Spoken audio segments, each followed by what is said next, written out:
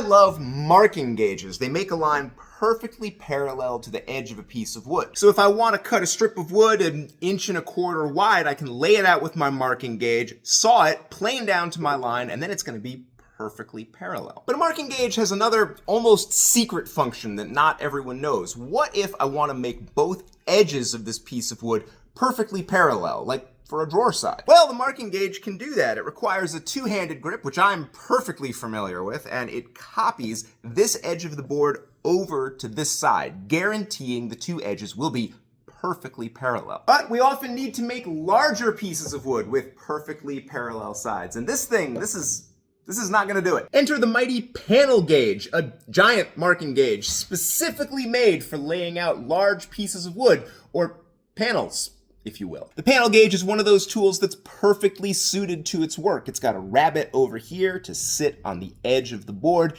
and a notch that holds your thumb perfectly and comfortably. And your other hand is meant to guide this end. So I'm going to mark this line and then plane down to it, and the two edges of my panel are going to be exactly parallel. The panel gauge, it's just like a marking gauge if your marking gauge wasn't such a